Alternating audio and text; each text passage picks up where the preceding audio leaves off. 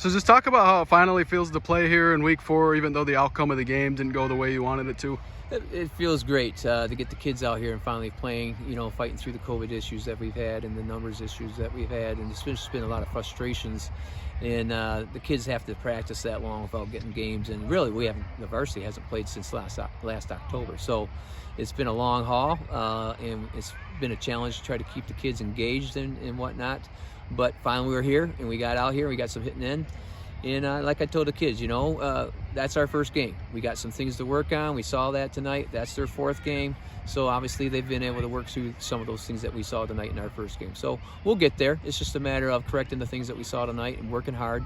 And I saw that in them tonight. So what I take away from this game here tonight is that those kids fought for me. All right, they fought right to the end, and they believe in each other, and they're still fighting at the end there, even though when the score was what it was.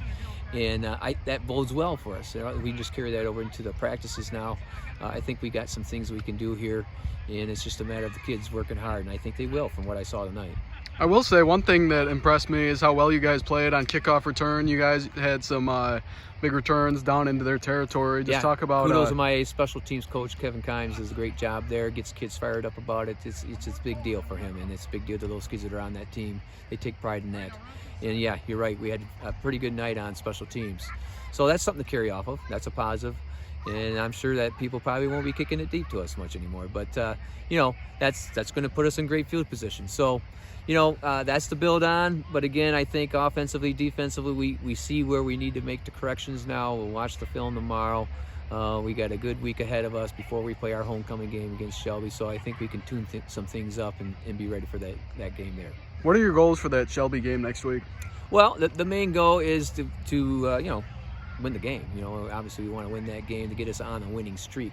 And Shelby's coming in with the same mindset, I'm sure. I don't know who they got this week, but I'm sure they're after their first win. So it's going to be a dogfight. We know that. It's always has been that, a dogfight between us and Shelby and between us and Hart, because it always comes down to that. We want to get that win, and they want to get that win, and it's just one of those deals where both teams are coming in there believing they're going to win the game, and you just got to be the team that's ready. All right, so you got to work hard this week.